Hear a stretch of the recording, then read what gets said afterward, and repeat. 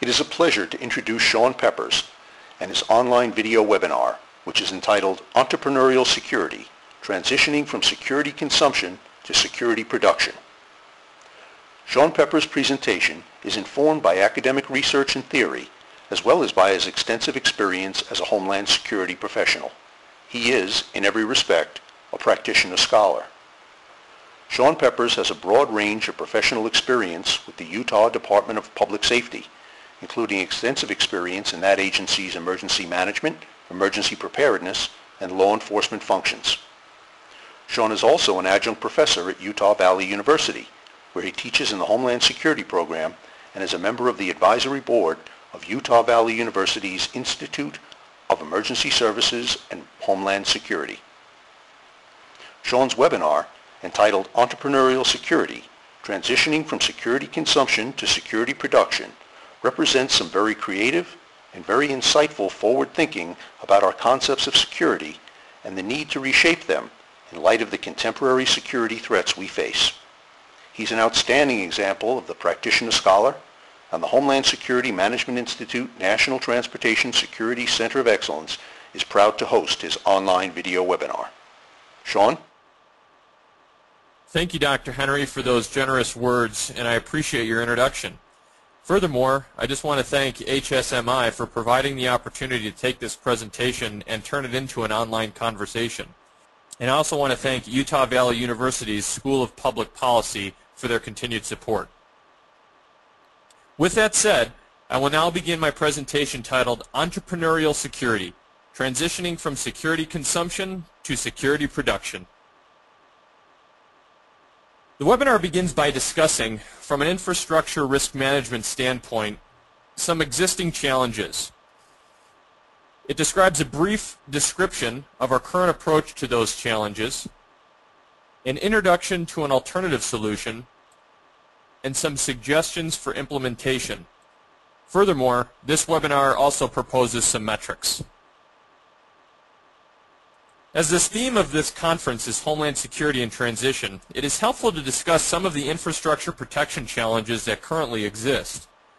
As the diagram on the right illustrates, there is a high degree of dependency and interdependencies between various infrastructure sectors.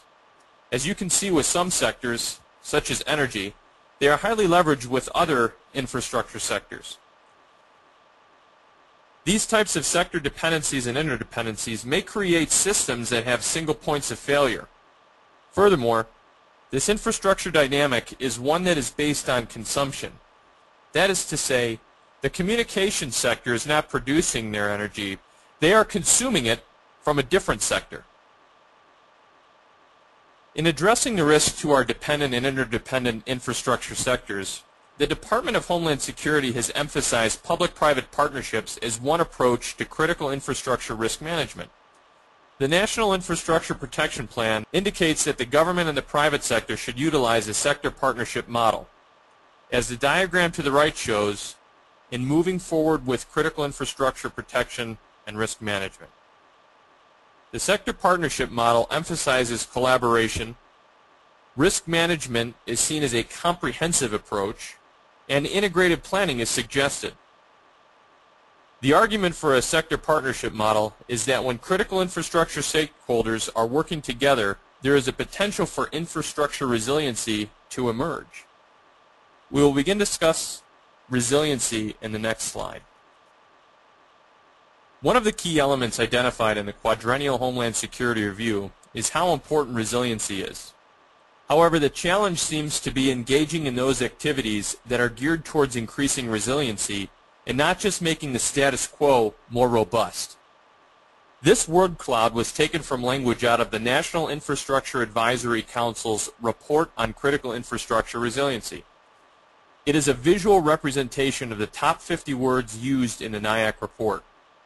Although it is difficult to discuss the document in its entirety, this word cloud highlights which words are used in most of the document, which may be an indicator of emphasis. What is interesting about this word cloud is that security and resiliency are used with similar frequency. Also, words like Washington and government tend to appear more frequently than business or market. So what exactly is resiliency? In the context of entrepreneurial security, resiliency is synonymous with self-sufficiency.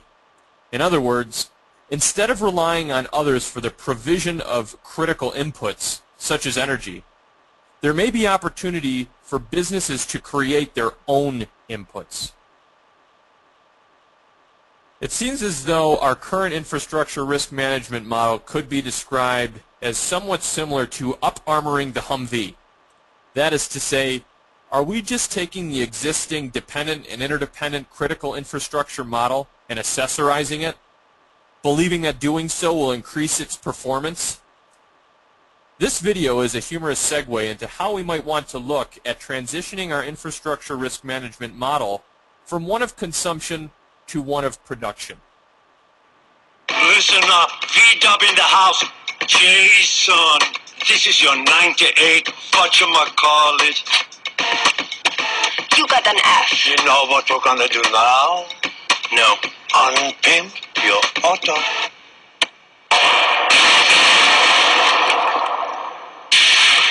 We just dropped it like it's hot. V-Dub, representing Deutschland. The GTI Mark V, pre-tuned by German engineer.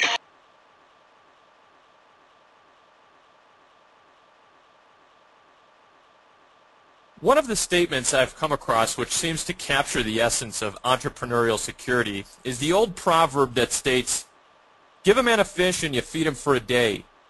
Teach a man to fish and you feed him for a lifetime." It seems that if the goal is to become more resilient, one approach would be to encourage some type of self-sufficiency. Where an opportunity to become more self-sufficient exists, one may reduce their dependency and interdependency. If businesses can identify approaches that would assist them in becoming more self-sufficient, especially in terms of their continuity of business operations, those approaches may be considered activities in which they are producing their security.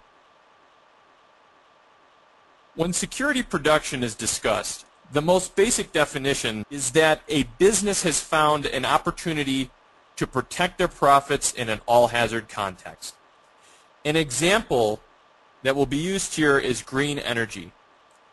Energy is very important to all businesses. However, if energy flow from a producer is disrupted, businesses throughout all infrastructures are adversely impacted. Different green technologies may provide an opportunity for businesses to produce their own energy instead of consuming it from others. For example, solar power, wind, geothermal energies, all may provide businesses the opportunity to become energy independent. That is to say, more self-sufficient. Green energy has the potential for producing distributed energy. By becoming more self-sufficient in terms of energy production, an opportunity exists to remove some of those systemic risks, such as cascading impacts associated with dependent and interdependent infrastructure systems. Additionally, energy use can now be production-based, where an individual business can generate their own energy in a self-sufficient manner. However, as we are discussing business, and especially therefore profit, will there be a return on their investment? One of the topics deserving more attention is the concept behind an integrated business model, especially from a homeland security standpoint. An integrated business model would recognize non-market variables, meaning, are there economic externalities that would impact profitability? Take, for example, Google. Google has made investments in solar technology at their Googleplex facility. Although this is an opportunity to reduce one's carbon footprint, there may also be a critical infrastructure risk management message to this business decision. As internet searches are an important aspect to Google's business operation, there might be a return on Google's investment, especially a green investment. By becoming an energy producer, Google has reduced its risk to energy disruption. In doing so, Google has integrated a continuity of operations plan into their business model. This not only increases Google's energy independence, but they have transitioned towards becoming an entrepreneur in security production. In many ways, our free market economic system is similar to a complex adaptive system. That is to say, spontaneous economic order emerges from interactive economic actors communicating and adapting their behavior vis-a-vis one another. Essentially, our dynamic economic system is decentralized and leaderless. Based on conversations with my associate dean, Jeff Maxfield, regarding the asynchronous nature of the online learning environment, it seems there is an opportunity for disparate actors to share a common goal, but to achieve that goal in an asynchronous manner. Using energy as an example, green energy may provide an opportunity to move away from a centralized energy model to one that is decentralized. From synchronizing the various infrastructure sectors' risk management activities to asynchronizing risk management activities. From managing systemic risk to removing systemic risk. Instead of homogenizing risk management efforts, we are taking a more heterogeneous approach to risk management.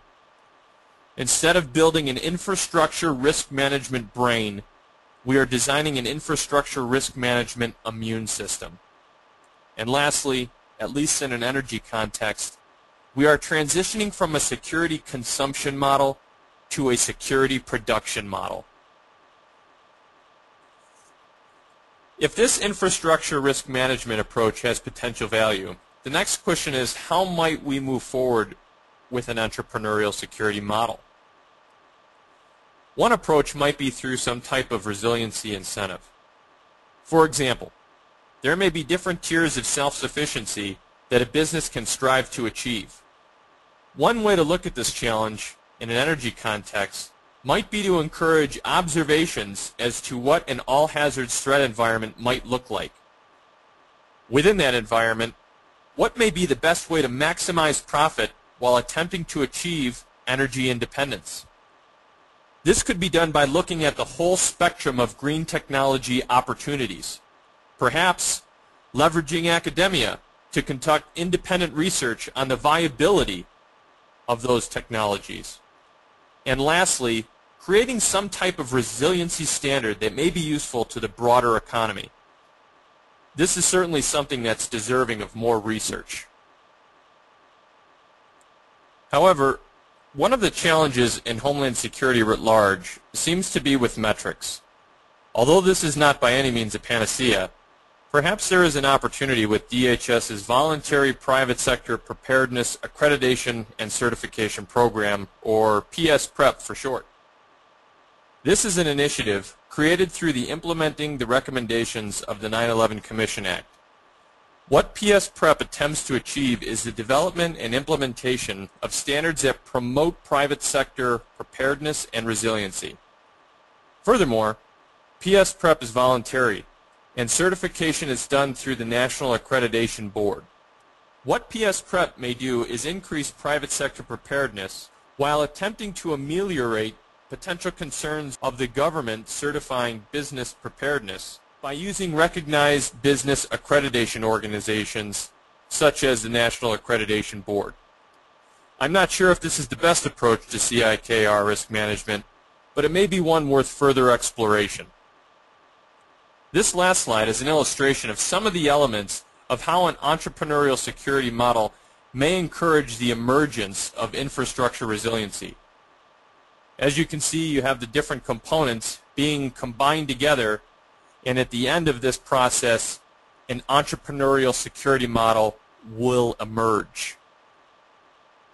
This is the conclusion of my presentation, and I appreciate the opportunity to speak to you on how an entrepreneurial security model may help critical infrastructure risk management move from one of security consumption to one of security production. Please take a few minutes to tell us what you think of this webinar. Please complete our brief survey at the following address. In addition, you may send any questions that you have about this topic and webinar to the email address posted on this slide.